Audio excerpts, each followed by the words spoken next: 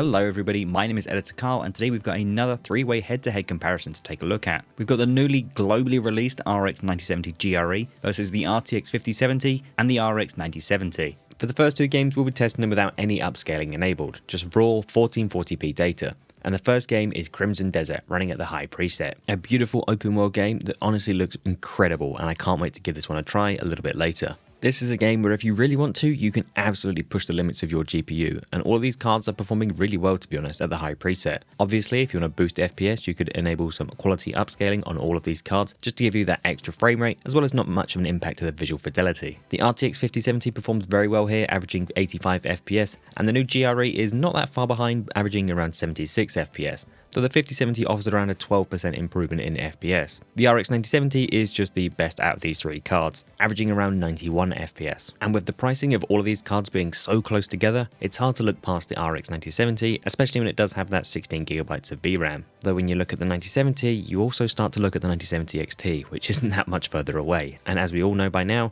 offers a good improvement in FPS over the 9070. But very quickly, let's discuss pricing. The cheapest RX 9070 I could find as a recording is currently £518 in the UK and around $600 in the US. The RTX 5070 can be found for £499 in the UK and around $600 in the US as well. Whilst the RX 9070 GRE will be launching with an MSRP of £479 in the UK and $549 in the US. And the big talking point with the GRE compared to the other 9070 GPUs is the fact that it ships with 12GB of VRAM. Although we're not testing it today, I was curious. The 9070 XT, which outperforms all of these GPUs, costs only £600 in the UK, or $700 in the USA. Since the 9070 has already been a tough sell compared to its bigger brother, the 9070 GRE might face similar challenges. As with all of these videos, if you want current pricing, you can find them linked in the description down below. And for a complete build video featuring the 9070 GRE, click the link in the corner of this video.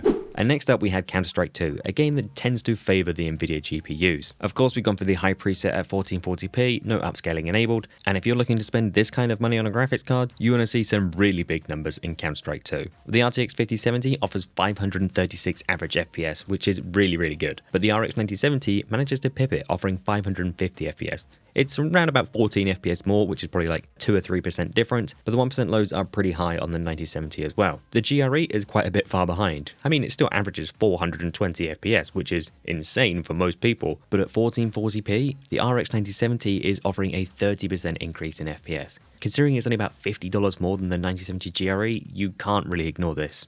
Speaking of things we can't ignore, the major fall off in Marvel Rivals player base is dropped by like 80 to 85%, which is absolutely insane considering how popular it was just a few months ago. For settings, we'll be going for the Ultra preset with Lumen turned off, but for this game and the rest going forward, we'll now be using quality upscaling. For Counterstrike 2, I mentioned that it tends to favour the Nvidia GPUs, but Marvel Rivals heavily favours them, with the RX 9070 trailing the RTX 5070 by around 26 FPS, with the GRE really far behind, averaging 147. Though the 1% lows are pretty solid on all of these GPUs, the 5070 does deliver the best performance. It tends to be with a lot of esports games that the Nvidia GPUs tend to get favoured a little bit more. The only game that comes to mind that actually performs better on AMD GPUs is Call of Duty, and that's the only one I can ever think of. That's one of the things that makes the RTX 5070 such an awkward card to recommend. In a lot of multiplayer titles, it performs really well. It's just the single player games where you want to crank those settings, the 12GB of VRAM lets it down. So in titles where the 5070 struggles, expect the 9070 GRE to do the same.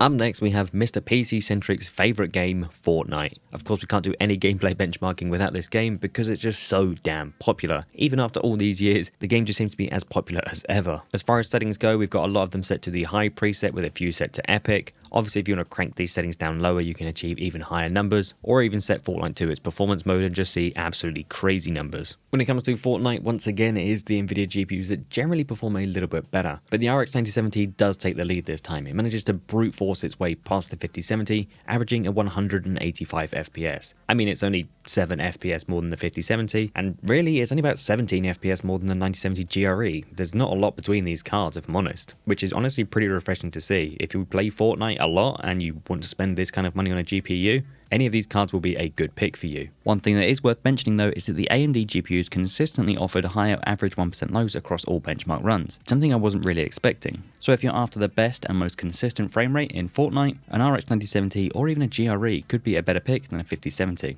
Onto another multiplayer game which has faced a similar rise and fall to Marvel rivals, we've got Ark Raiders. When this game came out, it was absolutely massive, everybody was talking about it, and it was a really exciting game for its launch. I personally never really got into it, as I'm not really a big fan of third-person shooters. But Ark Raiders still has a pretty solid player base, so it's definitely worth including. The RTX 5070 averages 190 FPS, and the RX 9070 more or less matches it. And the 1% lows are also very similar on both cards, with the 9070 just leading. The GRE is obviously quite a little bit behind, with the other two GPUs offering around an 18% increase in FPS. Again, it's all about pricing at the end of the day, and if you can get a 9070 GRE for a good bit less than the 5070 and 9070, then it's definitely worth considering. The only problem is that cards at this sort of price that have 12GB of VRAM are a little bit hard to recommend, especially when you've got cards at the 5060 Ti 16GB and 9060 XT 16GB. It just seems really odd to have these 12GB cards sandwiched in the middle. But as we've seen, the price of those 16GB cheaper models has increased massively. Next up we have Horizon Forbidden West, and this will be the last game we test before we jump into the ray tracing titles. And honestly, this game doesn't need ray tracing to look good. It's a stunning looking game, and considering it's a port from a PS5, it looks exceptional on PC. Now, one thing I do appreciate about a lot of these games that have been ported over from the PS5, like Horizon, like Ratchet & Clank and Ghost of Tsushima,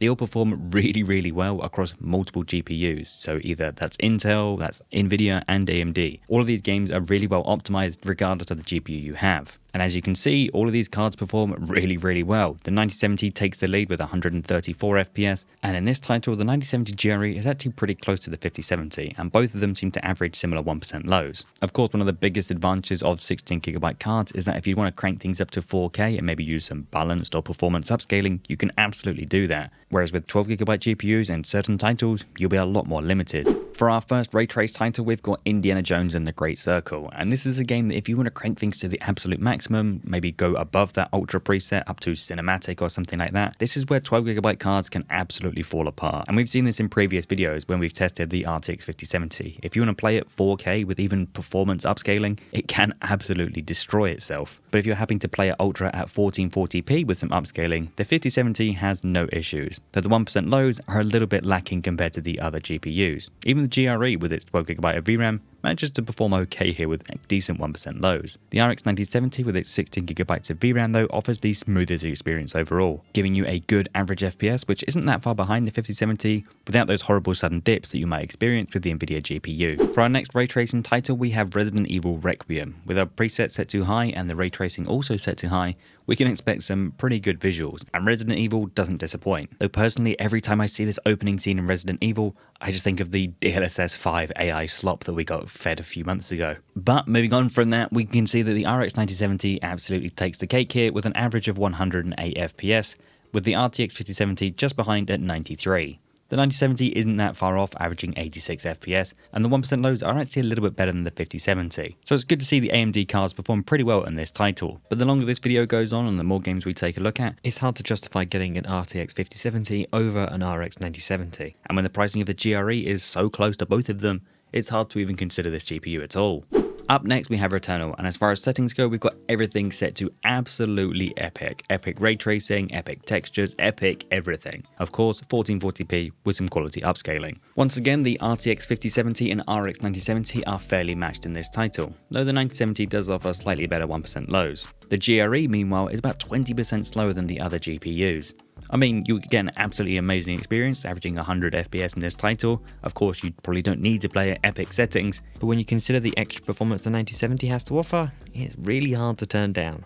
And then, of course, our final ray tracing title is none other than Cyberpunk 2077. Of course, we're going for the ray tracing ultra preset. Path tracing has been disabled, like it has been for all of these games, but you can't test ray tracing without testing Cyberpunk. And once again, it's a similar story. The 5070 and 9070 are battling for top spot, averaging more or less the same FPS, as well as the same average 1% lows, with the GRE just being quite a little bit behind. Even though the difference is only about 11 or 12 FPS, that's about a 20% difference in performance. So I think we've seen enough head-to-heads. Let's work out the averages and see which of these cards comes out on top. And also work out which one offers you the best value. So when it comes to the averages, the RX 9070 60GB takes the lead, but only by a small amount, just 3 FPS faster than the RTX 5070. Unfortunately, the RX 9070 GRE is quite a bit slower than the competition, with the 5070 averaging a 17% performance boost and the RX 9070 averaging a 19.5% performance increase. But don't just look at the averages, look at those 1% lows. The RX 9070 is miles ahead of the 5070, and the 9070 GRE is pretty similar to the 5070. When it comes to pricing, in the USA, the RX 9070 takes the lead as the best value card. Whereas in the UK, the RTX 5070 is actually quite a bit cheaper, which makes it a slightly better value card in terms of raw average FPS. But the difference in 1% lows and the extra 4GB of VRAM easily make the RX 9070 a much better value option. But if you are genuinely interested in value and performance, the RX 9070 XT is impossible to overlook. We have another comparison video featuring the RX 9070, RTX 5070 and 5070 Ti competing in a 4-way showdown. Click the link in the corner of this video to see the full comparison. Anyway guys, that brings us to the end of the video. Thank you very much for watching. If you've enjoyed this video, please click that like button, get yourself subscribed, and hopefully we can have more of these videos very soon. Thanks for watching, and I'll catch you guys in the next one.